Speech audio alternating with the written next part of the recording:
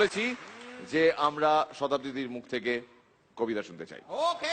এটা আমাদের special request গোটা ইউনিটের তরফ থেকে। দিদি, তোমাদের এখানে বড়দের কথা হয়, সুতরাং বড়দের ভাষায় কবিতা বলতে কোনো অসুবিধা নেই, কিন্তু যদিও সমাজের কথা এবং বাজে কথা আছে, কিন্তু ভালোর জন্য।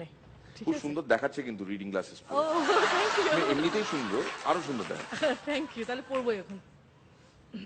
ও মেয়ে, তোর বয়স কত? কি জানি গো, মা থাকলে বলে দিত। সেই যেবারে দাঙ্গা হলো, শয়ে শয়ে লোক মরলো, হিন্দুদের ঘর চললো, মুসলমানের রক্ত ঝরলো, তখন নাকি মা পোয়াতি, দাঙ্গা আমার জন্মতিথি। ও মেয়ে, তোর বাবা কোথায়? মা বলেছে গরিবদের বাবা হারায়। কেউ তো বলে বাপটা আমার হারামি ছিল, মায়ের জীবন নষ্ট করে অন্য গায়ে ঘর বাঁধলো। মা বলতো শিবের দয়ায় তোকে পেলাম, শিবকেই তাই বাপ ডাকলাম। ও মেয়ে, তোর প্রেমিক আছে? ছেলেরা ঘোরে ধারে কাছে। প্রেমিক কি গো? মিষ্টি মিষ্টি কথা বলে, স্বপ্ন দেখায় দিন দুপুরে, চুড়ি কাজল মেলাতে কেনায়, ঝোপের দ্বারে জামা খোলায়। এসব নন্দ কাকা করেছে দুবার, প্রেমিক ওকেই বলবো এবার। ও মেয়ে, তোর পদবী কি? বাপই নাকি দেয় শুনেছি। পদবী থাকলে ভাত পাওয়া যায়, বাপের আদর কাঁদায় হাসায়, ওটা কি বাজারে মেলে?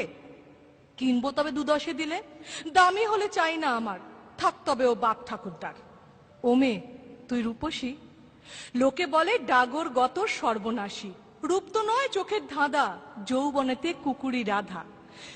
পুরুষ চোখের ইশারা আসে, সুযোগ বুঝে বুকে পাছায় হাতও ঘষে।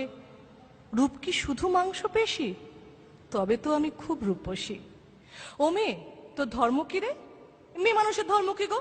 সবকিছু তো শরীর ঘিরে। সালমা বলে ধর্ম ওই সমাজ বানায়, সন্ধেবেলায় যখন দাঁড়ায়। কেউ তো বলে না হিন্দু নাকি, সবাই বলে কতই যাবি। বিছানা নাকি ধর্ম মেলায়, শরীর যখন শরীর খেলায়। তাই ভাবছি এবার থেকে ধর্ম বলবো শরীর বা বিছানাকে।